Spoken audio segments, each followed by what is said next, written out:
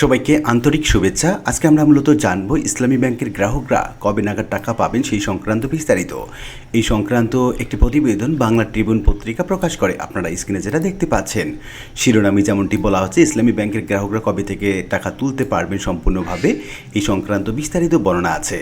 তো কি বলা হচ্ছে মূলত এই সংবাদ প্রতিবেদনে, কি বলা হচ্ছে সরকারের পক্ষ থেকে, আর কি বলছেন গ্রাহকগণ, এই সংক্রান্ত বিস্তারিত তথ্য জানাবো আজকের ভিডিওতে। আমরা দেখে নিচ্ছি বাংলা ট্রিবিউন পত্রিকায় মূলত কি বলা হচ্ছে।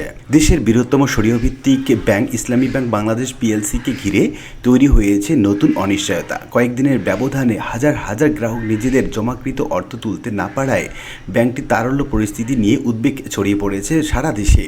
নগদ অর্থের সংকট, এটিএমে টাকা না থাকা, আরজিএসে সেবা বন্ধ হয়ে যাওয়া, বড় অঙ্কের চেক সম্মান না করা এবং পে অর্ডার বাউন্স হওয়ার মতো ঘটনাগুলো ব্যাংকটির প্রতি গ্রাহকদের আস্থার বড় ধরনের ধাক্কা দিয়েছে। পরিস্থিতি এমন পর্যায়ে পৌঁছেছে যে দেশের ব্যাংকিং খাতে নিয়ন্ত্রণ সংস্থা বাংলাদেশ ব্যাংকে প্রকাশ্যে আশ্বাস দিতে হয়েছে ইসলামী ব্যাংকের আমানতকারীরা যে কোনো সময় তাদের টাকা তুলতে পারবেন এবং প্রয়োজন হলে কেন্দ্রীয় ব্যাংক জরুরি তারল্য সহায়তা দেবে। তবে প্রশ্ন উঠেছে, এটি কি কেবল একটি ব্যাংকের সাময়িক তারল্য সংকট, নাকি এর পেছনে রয়েছে বৃহত্তর রাজনৈতিক এবং প্রাতিষ্ঠানিক দ্বন্দ্ব? আর এই সংকট দীর্ঘায়িত হলে দেশের ব্যাংকিং খাতের উপর কী ধরনের প্রভাব পড়তে পারে? এখন আমরা দেখব বিভিন্ন শাখায় যেমনটি টাকা দেয়া হচ্ছে না, এটিএম বুথেও টাকা পাওয়া যাচ্ছে না, এই সংক্রান্ত বিস্তারিত।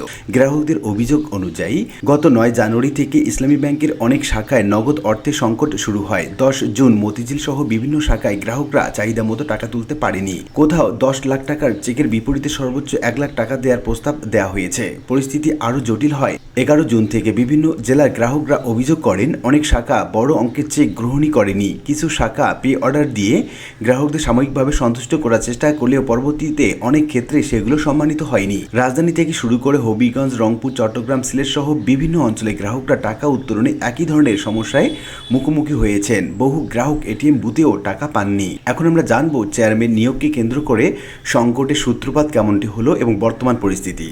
বর্তমান সংকটে কেন্দ্রবিন্দুতে রয়েছে ইসলামী ব্যাংকের চেয়ারম্যান পদে সাবেক ডেপুটি গভর্নর খুরশিদ আলমের নিয়োগ।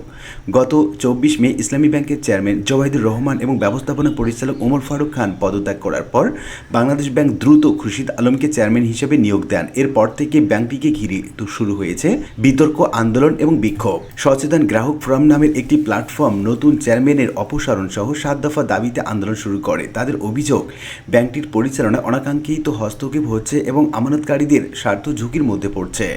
অপরদিকে সরকার এবং বাংলাদেশ ব্যাংক বলছে চেয়ারম্যান নিয়োগ ছিল সম্পূর্ণ নিয়মতান্ত্রিক এবং একটি বৃহৎ ব্যাংকের পরিচালনা বোর্ড সচল রাখতে তাৎক্ষণিক একটি সিদ্ধান্ত। এখন আমরা জানবো আমানত প্রত্যাহারের যে হিড়িক লেগেছে সে সম্পর্কে। ব্যাংকের অভ্যন্তরীণ তথ্য অনুযায়ী আন্দোলন এবং বিতর্ক শুরু হওয়ার পর থেকে মাত্র 7 দিনে ইসলামী ব্যাংক থেকে 4,240 কোটি টাকার আমানত তুলে নেওয়া হয়েছে। 31 মে ব্যাংকটির মোট আমানত ছিল 1,84,382 কোটি টাকা। 7 জুন তা কমে দাঁড়ায় 1,80,141 কোটি টাকায়। সংশ্লিষ্টরা বলছেন কয়েকদিনের মধ্যে হাজার হাজার কোটি টাকা তুলে নেওয়ার ফলে ব্যাংকটির উপর নগদ অর্থের চাপ তৈরি হয়েছে। ঈদ পরবর্তী সময়ে স্বাভাবিকভাবেই নগদ টাকার চাহিদা বৃদ্ধি পায়, তার সঙ্গে যুক্ত হয়েছে আতঙ্কিতজনিত অর্থ উত্তোলন। ব্যাংকটির ভারপ্রাপ্ত ব্যবস্থাপনা পরিচালক মোহাম্মদ আলতাফ হোসেন স্বীকার করেছেন যে ব্যাংকটির বর্তমান উল্লেখযোগ্য আমানত প্রত্যাহারের চাপের মধ্যে রয়েছে। এখন আমরা জানবো রাজনৈতিক বিতর্কের কেন্দ্রবিন্দুতে যে ইসলামী ব্যাংক রয়েছে এর পেছনে কারা জড়িত এবং সেই সম্পর্কে বিস্তারিত। ইসলামী ব্যাংকে ঘিরে বিরোধপূর্ণ রাজনৈতিক অবস্থান পরিস্থিতিকে আরও জটিল করে তুলেছে।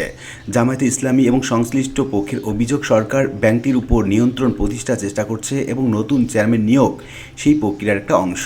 অপরদিকে অর্থমন্ত্রী আমির খসরু মোহাম্মদ চৌধুরী অভিযোগ করেছেন ইসলামী ব্যাংককে অস্থিতিশীল করতে রাজনৈতিক ফায়দা নেওয়ার চেষ্টা চলছে। তার মতে চেয়ারম্যান নিয়োগের মতো একটি প্রশাসনিক সিদ্ধান্তকে কেন্দ্র করে হঠাৎ বিপুল সংখ্যক অর্থ গ্রাহকের যে উত্তোলন করেছে সেটা স্বাভাবিক ঘটনা নয়।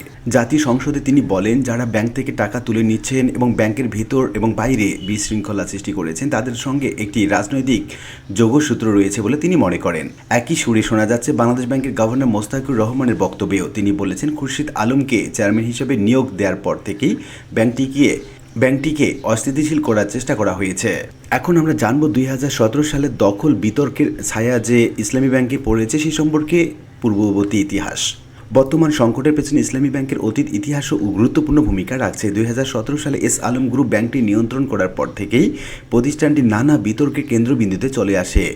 অভিযোগ রয়েছে, রাজনৈতিক প্রভাব ব্যবহার করে ব্যাংকটি নিয়ন্ত্রণ নেওয়া হয় এবং পরবর্তী সময়ে বিপুল অঙ্কের ঋণ বিতরণ করা হয় সংশ্লিষ্ট গোষ্ঠীর কাছে। বর্তমানে ইসলামী ব্যাংকের খেলাপি ঋণের পরিমাণ 95,629 কোটি টাকা, যা ব্যাংকটির মোট ঋণের অর্ধেকেরও বেশি। ব্যাংকিং খাত সংশ্লিষ্টরা বলছেন, দীর্ঘদিনের দুর্বল ঋণ ব্যবস্থাপনার এস আলম সংশ্লিষ্ট ঋণ বিতর্ক এবং খেলাপি ঋণের বিশাল বোঝা ব্যাংকটির ভিত্তিকেই আগেই দুর্বল করে রেখেছিল। বর্তমান রাজনৈতিক এবং প্রশাসনিক বিরোধ সেই দুর্বলতাকে সামনে নিয়ে এসেছে। এখন আমরা জানবো এই ইসলামী ব্যাংক এতটা গুরুত্বপূর্ণ কেন।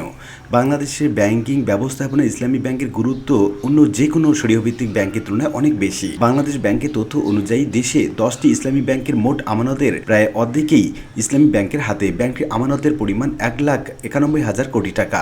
রেমিটেন্স আহরণেও প্রতিষ্ঠানটি আধিপত্য রয়েছে। এ পর্যন্ত প্রায় $83 বিলিয়ন রেমিটেন্স সংগ্রহ করেছে এই ব্যাংকটি। শুধুমাত্র গত মে মাসে ইসলামী ব্যাংকের মাধ্যমে প্রায় $600 মিলিয়ন প্রবাসী আয় এসেছে, যা দেশের অন্যান্য 9টি ইসলামী ব্যাংকের সম্মিলিত রেমিটেন্সের কয়েক গুণ বেশি। ব্যাংকটির সঙ্গে প্রত্যক্ষ এবং পরোক্ষভাবে ব্যবসা, আমদানি, রপ্তানি, বিনিয়োগ এবং কর্মসংস্থানের মাধ্যমে প্রায় 8 কোটি মানুষের সম্পৃক্ততা রয়েছে বলে সংশ্লিষ্টরা দাবি করছেন। এই ইসলামী ব্যাংকের বিভিন্ন যে আতঙ্ক, সেটা অন্যান্য ব্যাংকেও যে ছড়িয়ে পড়েছে সেই সম্পর্কে আমরা দেখে নিচ্ছি।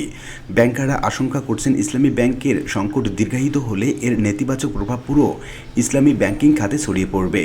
শাহজালাল ইসলামী ব্যাংকের ব্যবস্থাপনা পরিচালক মোসলে উদ্দিনের মতে, ইসলামী ব্যাংক ক্ষতিগ্রস্ত হলে গ্রাহকদের মধ্যে ধারণা তৈরি হতে পারে যে ইসলামী ব্যাংকিং ব্যবস্থাপনায় ঝুঁকিপূর্ণ। এতে অন্য ইসলামী ব্যাংক থেকেও আমানত প্রত্যাহার করা শুরু হতে পারে। ইতিমধ্যে সোশ্যাল ইসলামী ব্যাংক, ফার্স্ট সিকিউরিটি ইসলামী ব্যাংক, ইউনিয়ন গ্লোবাল এবং এক্সিম বা আইসিবি ইসলামী ব্যাংকের গ্রাহকদের মধ্যেও উদ্বেগ তৈরি হয়েছে বলে জানা গেছে। ঠিক এই পরিস্থিতিতে বাংলাদেশ ব্যাংকের সামনে বড় পরীক্ষা কি? পরিস্থিতি মোকাবেলায় বাংলাদেশ ব্যাংক ইসলামী ব্যাংককে একজন পর্যবেক্ষক নিয়োগ করেছে, পাশাপাশি জরুরি তাড়ালো সহায়তা দেওয়ারও প্রস্তুতি নিয়েছে। গভর্নর মোস্তাকুর রহমান বলেছেন, ব্যাংকটির জন্য প্রয়োজনীয় সব ধরনের সহায়তা দেওয়া হবে এবং আমানতকারীদের অর্থ ফেরত পাওয়ার ক্ষেত্রে কোনো সমস্যা হবে না। তবে অর্থনীতিবিদদের মতে কেবল তারল্য সহায়তা দিয়ে আস্থার সংকট কাটানো সম্ভব নয়। এজন্য প্রয়োজন স্বচ্ছতা, রাজনৈতিক প্রভাব মুক্ত পরিচালনা, খেলাপি ঋণ পুনরুদ্ধার এবং আমানতকারীদের কাছে বিশ্বাসযোগ্য বার্তা পৌঁছে দেয়া। ঠিক এই পরিস্থিতির সামনে কি হতে পারে? এমন সংকট নিরসনে বলা হচ্ছে, ইসলামী ব্যাংকের বর্তমান সংকট কেবল একটি ব্যাংকিং নগদ অর্থ সংকট নয়, এটি বাংলাদেশ ব্যাংকিং খাতের আস্থা, রাজনৈতিক প্রভাব এবং আর্থিক সুশাসনের প্রশ্নকে নতুন করে সামনে এসেছে।